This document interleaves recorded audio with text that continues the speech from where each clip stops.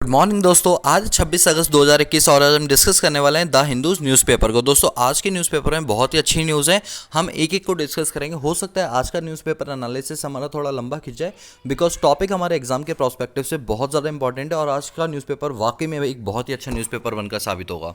यहाँ पर सबसे पहली जो न्यूज़ आ रही है that is separate probe by Bengal into snooping can wait observe Supreme Court. सबसे पहले ना आप वर्ड्स को तोड़ना सीखो, ठीक है। स्नूपिंग का मतलब होता है जासूसी करवाना। अब आप यहाँ से सिर्फ इतना पॉइंट पढ़ के आप समझ गए होगे, अगर आप हमारे डेली वीडियोस देखते होगे, कि कुछ टाइम पहले जो इजराइल की कंपनी है, कहा जाता है कि उसमें पिगासूस एक ऐसा वायरस है जो आपके फ़ोन में, आपके मोबाइल में इस तरीके से एंटर हो जाएगा कि आपकी जो भी सीक्रेट डिटेल्स है या जो भी आपकी इन्फॉर्मेशन जो आपने उसमें रखी हुई है, वो सारी इन्फॉर्मेशन जो सामने वाली पार्टी है वो पूरा उसको निकाल लेगी।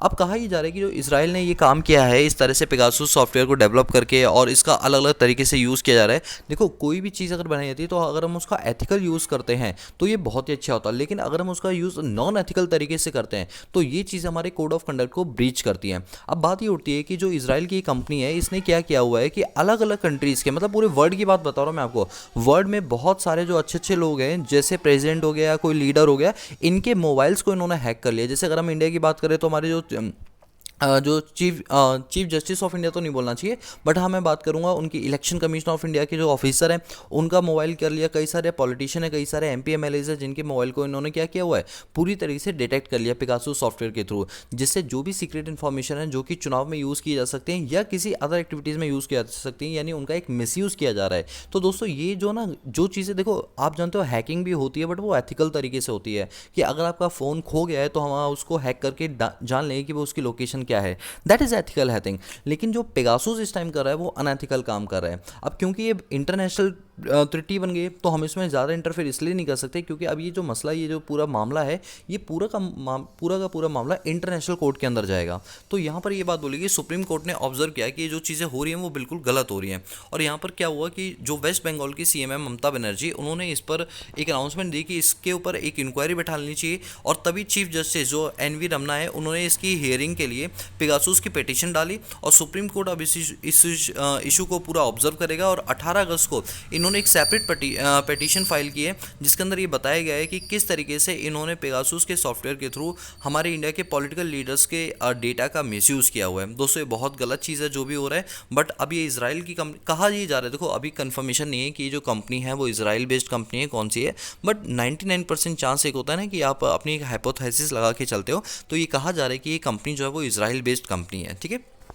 चलिए, इसके बाद यहाँ पर आप राइट साइड पर एक न्यूज़ देखेंगे कि vaccinate school staff on priority basis. देखो आप जानते हैं अभी इंडिया के अंदर जो कोविड के जो केसेस हैं, नंबर ऑफ केसेस हैं, वो धीरे धीरे कम होना शुरू हो गए हैं। तो ऐसे में अब ये गवर्नमेंट की रिस्पॉन्सिबिलिटी बनती है कि जिन जिला में या जिन स्टेट्स के अंदर अगर केसेस कम आ रहे हैं तो उन स्टेट्स के अंदर या उन पर्टिकुलर जिला के अंदर क्या कर देना चाहिए, डिस्ट्रिक्ट्स के अंदर स्कूल्स को ओपन कर देना चाहिए। और दोस्तों ये प्रक्रिया स्टार्ट हो गई थी अराउंड 16 अगस्त से ही, कि स्कूल्स को ओपन करना स्टार्ट कर दिया गया था। दिल्ली के अंदर भी कई सारे स्कूल्स हैं जो ओपन कर दिए गए हैं, लेकिन ऐसा नहीं कि फुल्ली ओपन कर दिए गए, अभी ऐसे इस तरीके से ओपन किए गए कि क्लास 6 तक के बच्चे इतने दिन आएंगे, फिर 7-8 वाले इस दिन आएंगे, इस तरीके से, ताकि स्कूल के अंदर भीड़ ना उमड़ पड़े। तो अब यहाँ पर एक बात सोच के देखो कि जब आपका कॉन्टैक्ट लोगों से होगा, बच्चों से होगा, देखो बच्चों में अभी ये कोविड-19 उतना ज़्यादा फैला नहीं है, बट अब बच्चे जब टीचर से मिलेंगे, वहाँ नॉन टीचिंग स्टाफ मेंबर से मिलेंगे, जैसे कोई सफाई कर्मचारी, चौकीदार हो गया, सिक्योरिटी गार्ड, या कोई भी पर्सन हो गया, जब बच्चे उनके संपर्क में आएंगे तो ऐसे में बच्चों के अंदर भी संभावना है कि उनके यहाँ भी कोविड-19 की सिचुएशन फैल सकती है। तो ऐसे केस में कहा ये गया है गवर्नमेंट के द्वारा कि जितने भी टीचर्स हैं, यानी टीचिंग स्टाफ और जो नॉन टीचिंग स्टाफ्स हैं जो स्कूल में काम कर रहे हैं, नॉन टीचिंग है, उन दोनों को फ्रंट लाइन वर्कर की तरह कंसीडर किया जाए और इनको सबसे पहले वैक्सीनेट किया जाए, क्योंकि इनका डायरेक्टली लिंक बच्चों से होता है। तो इनको वैक्सीनेट करना बहुत ही ज़्यादा ज़रूरी है। इस बात को लेकर गवर्नमेंट ने क्या किया, यूनियन गवर्नमेंट ने, कि कोविड-19 के लिए अराउंड 2 लाख डोजेस जो हैं वो इनके लिए रिजर्व कर दिए हैं कि सबसे पहले इनको लगाएं, बिकॉज ये हमारे देश के क्या है, फ्रंट लाइन वर्कर हैं, ठीक है। तो ये पूरी आप मुहिम देख सकते हैं। अब दोस्तों यहाँ पर ना मैं आपसे एक क्वेश्चन पूछूंगा, वो ये कि आप जानते हैं अभी 12 साल से लेकर 18 साल तक वाले बच्चों के लिए एक वैक्सीन बनाई है, ठीक है। आप मुझे कमेंट में उसका नाम बताएंगे, मैं जानता हूँ आपसे, मैं डेली पूछता हूँ, लेकिन क्या करूँ, आपको पता होनी चाहिए ये चीज़ें। बट मैं आपको बता दूँ उस वाली वैक्सीन में, और जो हमारी कोवैक्सीन है या कोविडशील्ड है, स्पुतनिक एक्स है या जॉनसन एंड जॉनसन है या एक और डोज है, इन सब में पता है खासियत क्या है कि इनकी डबल डोज लगती है। लेकिन जो बच्चों के लिए बनाई जा रही डोज, ये डीएनए बेस्ड डोज है, ठीक है। जिसमें आप बताओगे, मैंने आपको बताया भी था कि 2 डोज लगेंगी, 3 लगेंगी या एक ही डोज लगेगी, ठीक है। और ये इंजेक्शन से नहीं दी जाएगी, ठीक है। तो ये 2 क्वेश्चन आपके लिए हैं। पहला क्वेश्चन क्या है कि कौन सी वो वैक्सीन है जो बच्चों के लिए बनाई गई है, और दूसरा दूसरा आप बताएंगे कि जो वो डोज है वो डीएनए बेस्ड है, और इसमें कितने ट्रायल्स लगाए जाते हैं, मतलब 1, 2 या 3, ठीक है। तो ये आपका क्वेश्चन है, आप मुझे कमेंट करके इसका आंसर देंगे, ठीक है। इसके बाद अगर हम यहाँ पर देखें तो फ्रंट पेज पर अभी बस यही एक खास न्यूज़ थी। इसके बाद हम थोड़ा सा आगे चलते हैं, ये थोड़ा लोकल लेवल की न्यूज़ है, मतलब दिल्ली यूनिवर्सिटी के, तो मैं तो इसको अभी कवर करते हुए नहीं चलूँगा, ठीक है। चलिए, इसके बाद अगर हम इसमें आगे चलें, ये तो अच्छा, ये जो चीज़ है ना, ये बैलेंस शीट और प्रॉफिट एंड लॉस अकाउंट दे रखी है। कई सारे बच्चे अकाउंट्स वाले पूछते हैं कि सर किस तरह से ये एग्रीकल्चर इंश्योरेंस कंपनी लिमिटेड या कोई भी हो सकती है। तो अब आपको मैं बता दूं कि जो लोग हमारी वो सीरीज़ ले रहे हैं ना इकोनॉमिक्स की, तो उनके अंदर अभी एक चैप्टर चल रहा है। तो उस चैप्टर के अंदर हमारी वीडियो नंबर 133 के अंदर मैं आपको यही पढ़ाने वाला हूँ, agriculture insurance of company limited के बारे में, और उसी की बैलेंस शीट वगैरह दे रखी है। तो जो लोग हमारी उस सीरीज़ को फॉलो करें उनको समझ आ गया होगा कि ये क्या चीज़ है, ठीक है। बाकी ये वीडियो आपको कल मिलेगी, मतलब इससे रिलेटेड, तो आपको समझ आ जाएगा ये चीज़ें क्या हैं, ठीक है। चलिए, इसके बाद अगर हम आगे चलते हैं तो इस वाले पेज पे भी थोड़ा सा मतलब एडवर्टाइजिंग ज़्यादा हो रही है, तो इस वजह से हम इसको कवर नहीं करेंगे, और ये भी कुछ नहीं है। इसके बाद मुझे लगता है एडिटोरियल पार्ट पे ही आना पड़ेगा। अच्छा, 4 एडिटोरियल हम चारों को डिस्कस करेंगे। सबसे पहला है यहाँ पर इनकम एंड कोटा को लेकर। अभी इनकम और कोटा को लेकर क्या चीज़ें बोलेंगे, सुनो ध्यान से। पहले ना बेस बनाओ अपना, बेस बनाओगे तो एडिटोरियल आपको ईजिली समझ आएगा। देखो, बेस कुछ ऐसा है कि देखो, आप जानते हैं कि हमने अपने पास रिलीजन के हिसाब से लोगों को नहीं बांटा, बल्कि कास्ट के हिसाब से लोगों को बांटा। ST SC, EWS, economic weaker section, general quota, है ना, आपको पता ही होगा। अब क्या होता है ना कि कई सारी ऐसी जॉब्स हैं जो लोग ले लेते हैं, ठीक है, कोटा सिस्टम के थ्रू, और वो ज़िंदगी भर के लिए अपने आप को ये बताते हैं कि वो इकोनॉमिक वीकर सेक्शन है, यानी EWS है। अच्छा, EWS का मतलब क्या होता है? EWS का मतलब होता है सोसाइटी के वो लोग जिनकी सोर्स ऑफ इनकम बहुत कम है, जिसकी वजह से ये अपने आप को डेवलप नहीं कर पाते हैं। तो ऐसे में गवर्नमेंट इनकी डेवलपमेंट के लिए कुछ रिजर्वेशन कोटा कर देती है। अब सोच के देखो, कोई एक पर्सन EWS कैटेगरी के अंदर आकर IAS या IPS ऑफिसर या IFS या IRS बन जाता है, और उसके बाद वो उसी EWS का बेनिफिट उठाता रहे, तो क्या ये सही है आपके हिसाब से? आप सोच के देखो कि कोई बंदा इकोनॉमिक वीकर सेक्शन सोसाइटी से आया है, और उसको हमने IPS IAS वगैरह बना दिया उस कोटा के तहत, और वो पूरी ज़िंदगी भर यही बोलता रहेगा मैं EWS हूँ, तो ये कहना गलत होगा। यहाँ पर बात यही की जा रही है कि इनकम के हिसाब से अब हमें कोटा को चेंज कर देना चाहिए। जैसे EWS के अंदर वो लोग आते हैं जिनकी साल की इनकम 6 लाख से कम होती है, तो अब इसमें क्रीमी और नॉन क्रीमी लेयर्स होती हैं। अब क्रीमी लेयर वो होती हैं जिनकी इनकम 6 लाख से ऊपर होती है, नॉन क्रीमी होती है जो 6 लाख से नीचे होती है। कहा यह जा रहा है कि इस चीज़ को चेंज कर देना चाहिए। जिन लोगों को एक अच्छी रेस्पेक्टिव जॉब मिल जाती है, गवर्नमेंट जॉब, तो अब उनको EWS की जो सुविधाएं मिलती हैं वो सुविधाएं देनी बंद कर देनी चाहिए, क्योंकि अब वो फाइनेंशियली इतने स्ट्रांग हो चुके हैं कि उन्हें सरकारी जॉब मिल गई है। तो अब इन सुविधाओं को उससे दूर कर देना चाहिए, और जो सही व्यक्ति है उसको वो पैसा देना चाहिए। देखो, मुझे भी लगता है ये चीज़ बिल्कुल सही है। तो ये जो पूरा एडिटोरियल है ये उसी बात पर बोलता है अपने पास, ठीक है। तो आप इस एडिटोरियल की एक एक लाइन पढ़ लेना, मैं कहूँगा ये एक इंपॉर्टेंट एडिटोरियल है, ठीक है। ये देखो लिखा हो ना, फिक्सिंग एनुअल इनकम 6 लाख, ठीक है। तो ये सारी चीज़ें मैंने आपको पहले ही बता दी। अब इसके बाद एक तो मुझे ये समझ नहीं आता कि इसमें कुछ भी करो अपने आप आगे पीछे होने लग जाता है। मैं दोबारा से पेज पर आता हूँ एडिटोरियल पार्ट पर। आई एम रियली सॉरी दोस्तों, ठीक है। यहाँ पर देखिए, negotiation the new global climate policy. देखो, आपने ये चीज़ नोटिस की है, काफ़ी दिनों से लगातार एडिटोरियल के अंदर क्लाइमेट चेंज को लेकर बातें बोली जा रही हैं। दोस्तों, क्लाइमेट चेंज का मुद्दा एक बहुत सीरियस मुद्दा है। देखो, कोविड-19 जितना सीरियस नहीं, उससे कहीं ज़्यादा क्लाइमेट सीरियस है। रीज़न, कोविड-19 को वैक्सीन से रैंप अप करके कम कर दिया जा सकता है, लेकिन क्लाइमेट चेंज को इतनी आसानी से कम नहीं किया जा सकता, क्योंकि हम अपने लेवल पे कर दे, हो सकता है पाकिस्तान, अफगानिस्तान, USA, चाइना वो इन्वायरमेंट को हार्म पहुँचा दे, जिसका इम्पैक्ट हमारे ऊपर भी पड़ेगा। तो ये मुद्दा बहुत सीरियस मुद्दा है, और नेचर जो होता है ना, आप उसके साथ कम ज़्यादा नहीं कर सकते। आप नेचर के लिए कोई वैक्सीन नहीं बना सकते हो। देखो दोस्तों, यहाँ पर बात ये बोली जा रही है कि आने वाले टाइम के अंदर जिस तरह से ग्लोबल वार्मिंग बढ़ती जा रही है, ये कंसर्न जो है अब एक सोशल इशू बन चुका है और एक वर्ल्ड अफेयर का इशू बन चुका है, जो कि हर कंट्री को इसको सीरियसली लेना चाहिए। देखो मैं आपको जड़ की बात बताता हूँ। जड़ की बात ये है कि स्टार्टिंग के दिनों के अंदर ना क्या होता है, जैसे यूएस हो गया, यूके हो गया, इंग्लैंड, जापान, चाइना, इन सब ने कार्बन एमिशन दबा के किया, जिसकी वजह से आज इनकी जो इकॉनमी है वो एक बहुत अच्छी प्रॉस्पिरस इकॉनमी बन चुकी है, वर्ल्ड क्लास इकॉनमी बन चुकी है, एक्सपोर्ट इकॉनमी बन चुकी है। क्यों? क्योंकि इन्होंने दबा के प्रोडक्शन किया। अब उस टाइम तो इन्होंने प्रोडक्शन कर लिया, तो जितना ये धूल लड़का उड़ा सकते थे इन्होंने उड़ाया। अब क्या हुआ, वो सारा धूल जो है वो हमारे नेचर में, या कह लो पोल्यूशन लेवल जो है उसने इंक्रीज करना शुरू कर दिया। अब इसका इम्पैक्ट सिर्फ उन्हीं कंट्रीज पे नहीं पड़ेगा बल्कि पूरे वर्ल्ड के ऊपर पड़ेगा। जिन्होंने वो चीज़ें नहीं की उनके ऊपर भी उसका इम्पैक्ट पड़ेगा। तो इसके लिए हमने कई सारे एग्रीमेंट बनाए, आपको पता ही होगा, मॉन्ट्रियल प्रोटोकॉल हो गया, पेरिस एग्रीमेंट हो गया, सोलर अलायंस एग्रीमेंट हो गया। हमने कई सारे एग्रीमेंट कंट्री के लेवल पे साइन किए हुए हैं, जिसके तहत हमने ये आश्वासन और ये वादा किया है कि फ्यूचर के अंदर हम क्या करेंगे, कोशिश करेंगे कम से कम हम कार्बन एम्बिशन करें, जिससे ग्लोबल वार्मिंग के इफेक्ट को कम किया जा सके।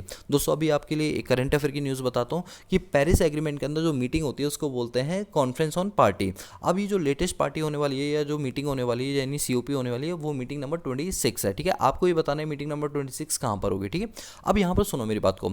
बात यह है कि जितने भी डेवलप्ड नेशन हैं जिन्होंने अपनी इकॉनमी को खूब प्रोड्यूस कर करके, खूब सारा प्रोडक्शन कर करके हमारे इन्वायरमेंट को अफेक्ट किया। अब कॉप 24 के अंदर, मतलब जो हमारा पेरिस एग्रीमेंट है उसका कॉप 24 के अंदर ये बोला गया था कि जितनी भी डेवलप्ड नेशन है वो अंडर डेवलप्ड नेशन को या डेवलपिंग नेशन को पैसे देंगी। क्यों देंगी जानते हो? क्योंकि उन्होंने अपनी डेवलपमेंट तो कर ली लेकिन एनवायरमेंट अफेक्ट हुआ। अब जो डेवलपिंग नेशन है वो भी डेवलपमेंट के लिए प्रोडक्शन करना चाहती है, लेकिन आप उनको रोक रहे हो ताकि पोल्यूशन ना फैले। तो ऐसे में डेवलप्ड नेशन को, डेवलपिंग नेशन को पैसा देना पड़े, मतलब यूएसए वाले हम इंडियंस को पैसा देंगे क्योंकि उनकी वजह से एनवायरनमेंट अफेक्ट हुआ और अब हम प्रोडक्शन नहीं कर पा रहे हैं क्योंकि प्रोडक्शन पर रोक लगा दिया गया, एक लिमिट लगा दी गई है। तो ऐसे में उनसे हम पैसे लेंगे, ग्रांट्स लेंगे। आप मेरी बात को समझ रहे हो? और ये सिर्फ उनसे नहीं बल्कि हर उस कंट्री से लेंगे जिसने खूब सारा कार्बन एम्बिशन किया हुआ है। दोस्तों हर कंट्री ने अपने अलग अलग लेवल सेट किए हैं। कोई कहता है हम 2030 के अंदर कार्बन एमिशन को बिल्कुल खत्म कर देंगे, कोई कहता है हम 2040 के अंदर करेंगे। अगर मैं इंडिया की बात करूँ तो इंडिया ने, ये देखो ये वाला पॉइंट आप पढ़ सकते हैं कि इंडिया ने बोला है कि नेट जीरो एम्बिशन जो है वो 2050 तक हम कर देंगे। देखो अभी इन्होंने अपने टारगेट सेट किया है, अभी नहीं पता कि एक्चुअली में होगा या नहीं होगा या जो भी है, बट अभी टारगेट को सेट किया गया। इंडिया वालों ने ये कहा है पेरिस एग्रीमेंट के तहत कि हम 2050 के अंदर अपना जो कार्बन एमिशन है उसको जो है बहुत ही ज़्यादा रिड्यूस कर देंगे, जिससे कि इकॉनमी के अंदर या किसी भी, मतलब हमारे पूरे एनवायरनमेंट के अंदर जो नेगेटिविटी फैली हुई है पॉल्यूशन को लेकर उसको हम कम कर सके। इसी बात को लेकर पता है हमने फ्रांस के साथ एक बहुत बड़ी डील की हुई है जिसको बोलते हैं इंटरनेशनल सोलर अलायंस, और ये इंटरनेशनल डील है जो हमने फ्रांस के साथ की हुई है और इसका जो मेन हेड ऑफिस है वो हमारे गुड़गांव के अंदर सिचुएटेड है। दोस्तों यूएसए इस बात को लेकर बहुत ज़्यादा खफा है। मैं आपको बताऊं क्यों खफा है, क्योंकि सोलर अलायंस मतलब सौर ऊर्जा की बात बोली गई। सौर ऊर्जा पैनल के थ्रू आती है, आपने देखा हो ना छतों के ऊपर या टीवी टावर्स के ऊपर पैनल्स लगे होते हैं। अब ये पैनल्स का जो प्रोडक्शन है ये इंडिया वाले कहते हैं कि देखो अब क्योंकि हेड ऑफिस इंडिया के अंदर है तो इंडिया वाले ये कहते हैं कि इसका जो डोमेस्टिक कंटेंट है वो इंडियन में होना चाहिए, मतलब 60% जो है पैनल का जो रॉ मटेरियल है वो इंडियन होना चाहिए।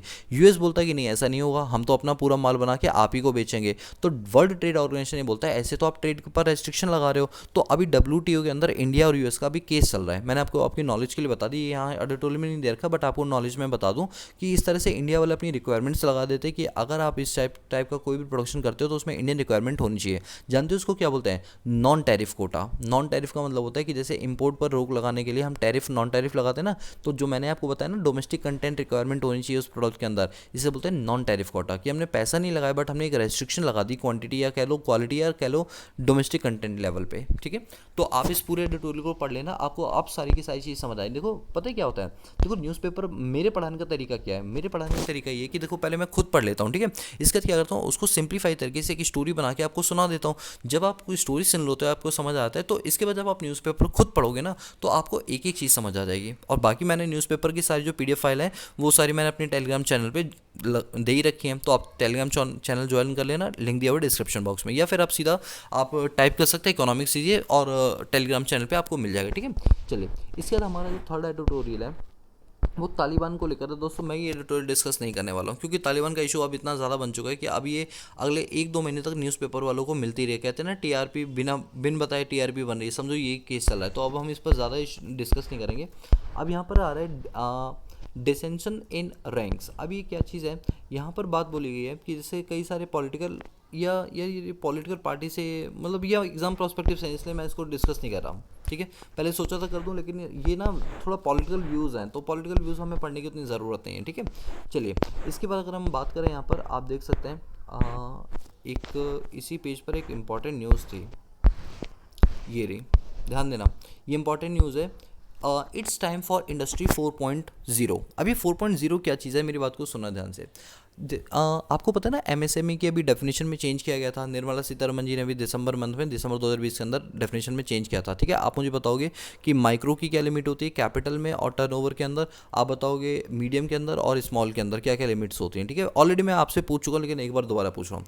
देखो क्या है कि हमारी इंडिया के अंदर जो इंडस्ट्रियलाइजेशन है उसको प्रमोट करने के लिए हम कई सारी इंडस्ट्रियल पॉलिसी बनाते हैं। जैसे मैं एक हिंट के तौर पे बता दूं, industrial policy resolution 1956, industrial policy resolution 1981। तो हमने कई सारी इंडस्ट्रीज़ के अंदर रिवोल्यूशन लाने के लिए कई सारी मुहिम चलाई, कई सारी पॉलिसीज़ चलाई हैं। ठीक है, जिससे इंडस्ट्रियलाइजेशन हो पाए।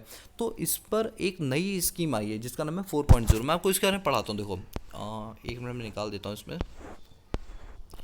यहाँ पर इस बात को ये समझो कि इसमें एमएसएमई को क्यों कवर किया गया है। दोस्तों देखो, बड़ी बड़ी कंपनियों को तो बड़े बड़े लोग संभाल सकते हैं, लेकिन अगर गवर्नमेंट छोटी छोटी कंपनियों को नहीं संभालेगी ना, तो ये कंपनियां डूब जाएंगी। और अगर किसी देश की कंपनियां डूबेंगी ना, तो आप मान के चलो इकॉनमी रैंप अप नहीं कर पाएगी। देखो, बड़ी कंपनी को संभालने के लिए उनके पास अच्छा खासा मैनेजमेंट है, बट जो छोटी छोटी माइक्रो स्मॉल और मीडियम टाइप की जो एंटरप्राइज होती है, इनको संभालने के लिए गवर्नमेंट का इंटरवेंशन होना बहुत ज़रूरी है। देखो, यहाँ साफ साफ लिखा है कि जो एमएसएमई है वो ये एक्सपेक्ट करती है, कहते हैं कि एमएसएमई इंडिया की एक बैकबोन है, यानी इकोनॉमी को ग्रो अप करने के लिए एमएसएमई के सेक्टर का भी ग्रो अप होना बहुत ज़रूरी है। अगर हम इंडिया के अंदर मान के चले कि 100 इंडस्ट्री हैं, तो 95 इंडस्ट्रीज एमएसएमई के अंदर कवर होती हैं। सिर्फ 5% इंडस्ट्री, जैसे टाटा, रतन बिरला हो गए, आपके रिलायंस हो गई, ये 5% में कवर होती है। बाकी 95% इंडस्ट्री किस में कवर होती है, एमएसएमई के अंदर कवर होती है। और ये इंडस्ट्री जो है वो कम से कम टोटल प्रोडक्शन का 45% जो है मैन्युफैक्चरिंग करती है, और ये एम्प्लॉयमेंट प्रोवाइड कर देती है मोर देन 40% लोगों को। मतलब 100 में से 40 लोगों को ये एम्प्लॉयमेंट क्या करती हैं, प्रोवाइड करवाती हैं।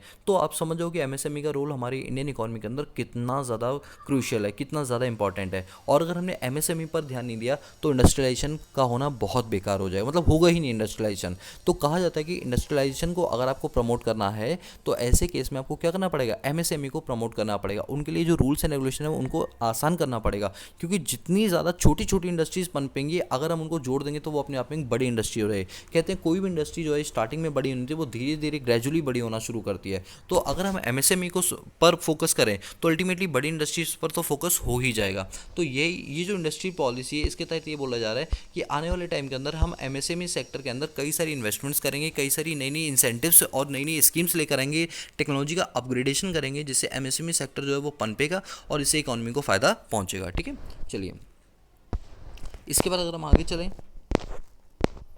यहाँ पे आप जानते हैं कि आप इनको भी हर दिन कहीं ना कहीं सुनते होंगे, जो हमारी चीफ जस्टिस सीवी रमना है, कि जितने भी हमारी वैकेंसीज़ खाली पड़ी हुई हैं उन वैकेंसीज़ को फिल करना चाहिए, जिससे कि कई सारे जो केसेस चल रहे हैं, कई सारे पेंडिंग केसेस हैं, उनका जल्दी जल्दी रिजोल्यूशन होता रहे। ठीक है, जितनी भी दलीलें पड़ी हुई हैं उन सबको जल्दी जल्दी से करें। कई सारे एमपी एमएलए के ऊपर क्रिमिनल केस चल रहे हैं, तो उन सबको जल्दी से सॉल्व करने के लिए आपके पास अपनी पूरी एक टीम होनी चाहिए। आप जानते हो 9 सीट्स वैकेंट है, जिनके लिए चीफ जस्टिस जो हमारे ऑफ इंडिया है, जो सीवी रमना है, इन्होंने क्या किया हुआ है, कई सारे नाम रिकमेंड किए प्रेसिडेंट ऑफ इंडिया को। अब उसमें से सेलेक्ट करेंगे, और यहाँ पर आपको समझने वाली बात यह है कि एक नाम ऐसा है जो कि एक लेडीज़ का है, यानी कि एक महिला का नाम है।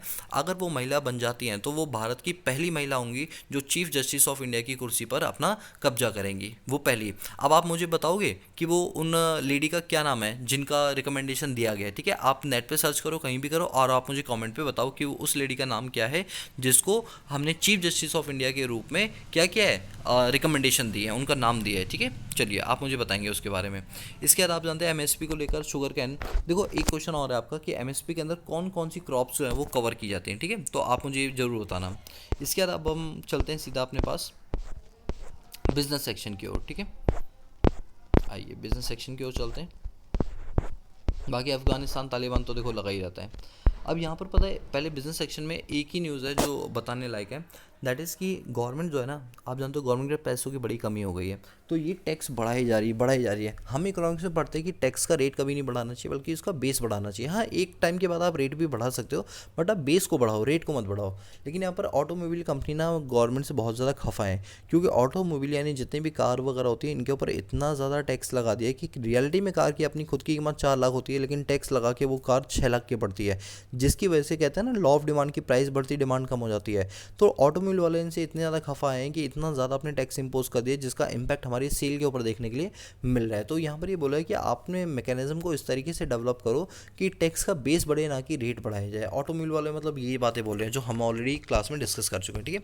अगर हम आज की डेट में बात करें हमारे पास निफ्टी के अंदर कौन कौन सी टॉप 50 कंपनी है, तो मैं आपको बता दूं अदानी पोर्ट्स है, एशियन पेंट्स है, Axis Bank, Bajaj Auto, Bajaj Finance Services, Bajaj Finance, Bharti Airtel, BPCL, Britannia India, Cipla India, Coal India, Divi's Lab, doctor Reddy Lab, Anchor Motor, Grasim India, HCL Tech, HDFC Bank, HDFC Life, Hero MotoCorp, Hindalco company, Hindustan Unilever, ICICI Bank, IndusInd Bank, Infosys, Indian Oil Corporation, ITC, JSW Steel, Kotak Bank, L and T, एम&एम, Maruti Suzuki, Nestle India Limited, NTPC, ONGC, Power Grid Corporation, Reliance Industries, SBI Life, State Bank, Shree Cement, Sun Pharma, Tata Consumer Product, Tata Motor, Tata Steel, TCS, Tech Mahindra, Titan, UltraTech Cement, UPL और विप्रो।